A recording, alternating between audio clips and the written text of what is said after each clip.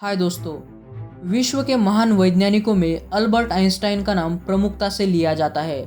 Albert Einstein को विश्व के महान वैज्ञानिक न्यूटन के श्रेणी में रखा गया है क्योंकि इन्होंने विश्व को कई महान आविष्कार दिए हैं। तो आज हम इसी महान वैज्ञानिक के बारे में कुछ मज़ेदार फैक्ट्स जानने वाले हैं। चलिए देखते हैं। आइंस्टाइन का जन्म 14 मार्च 1879 को हुआ था, पर वो एक नॉर्मल बच्चे की तरह पैदा नहीं हुए थे। आइंस्टाइन का ब्रेन सूजा हुआ था और उनका सिर सही शेप में भी नहीं था। पैदा होने के बाद शरीर का वजन नॉर्मल बच्चे की तरह नहीं था। जब उनकी ग्रैंडमदर ने उन्हें पहली बार देखा तो वो जोर से चिल्लाई थी, पर वो बाद में ठीक से बड़े हुए। आइंस्टाइन की साइंस के प्रति रुचि 5 साल की उम्र में ही दिखाई देने लगी थी। जब आइंस्टाइन 5 साल के थे तब उनके पिता ने उनको कंपास दिखाया था। कंपास जो कि एक दिशा सूचक यंत्र होता है जिसकी सुई हमेशा उत्तर दिशा में होती है। तब से वो आने वाले कुछ साल हमेशा सोचते रहे कि कंपास में मौजूद सुई हमेशा एक ही दिशा को क्यों दर्शाती है। आइंस्टाइन ने 4 साल की उम्र तक कभी बोला नहीं था। इसी वजह से इन्हें सब गूंगा समझने लगे थे। इसी बात पर उनके माता पिता हमेशा चिंता में थे। लेकिन एक दिन जब 4 साल के आइंस्टाइन अपने माता पिता के साथ रात के खाने पर बैठे हुए थे तो उन्होंने 4 साल की चुप्पी तोड़ते हुए कहा था कि सूप इज टू हॉट। उन्हें बात करते हुए सुनकर उनके माता पिता आश्चर्यचकित हो गए थे।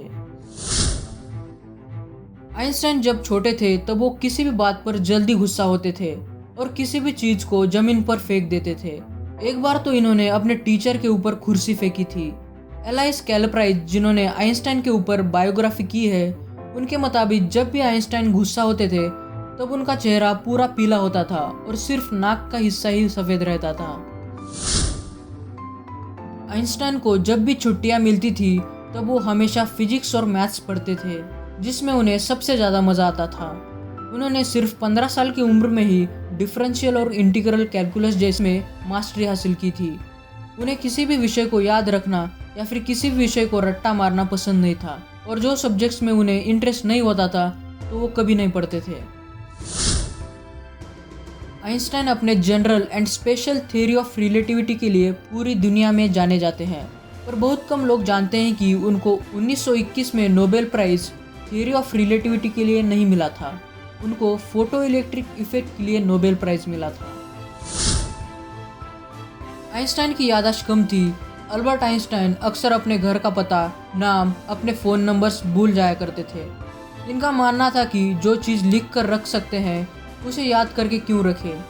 आइंस्टाइन एक बार प्राइस्टोन से एक ट्रेन में सफ़र कर रहे थे। टिकट कलेक्टर यात्रियों के टिकट पर पंचिंग करते करते आइंस्टाइन के पास आया। तभी आइंस्टाइन अपना टिकट ढूंढने लगे। उन्होंने उसे अपने पॉकेट में सूटकेस में देखा, पर टिकट नहीं मिला।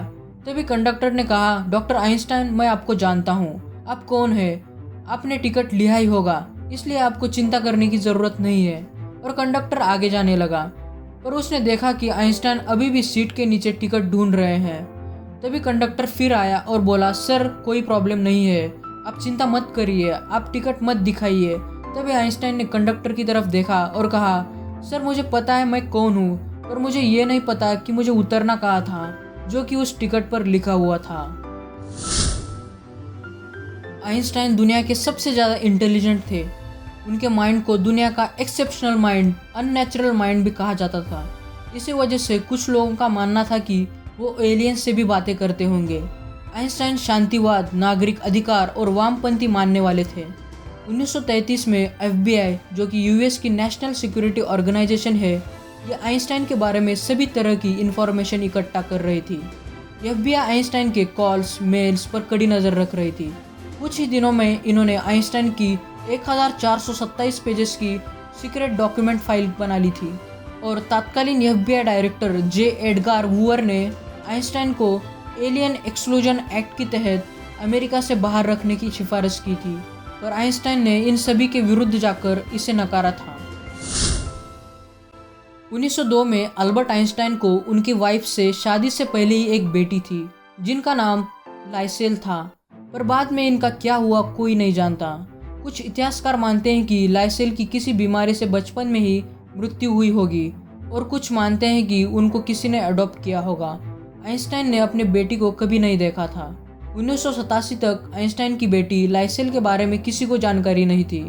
आइंस्टाइन के मृत्यु के बाद लगभग 32 साल बाद 1987 को उनके कुछ लेटर्स पब्लिक हुए थे।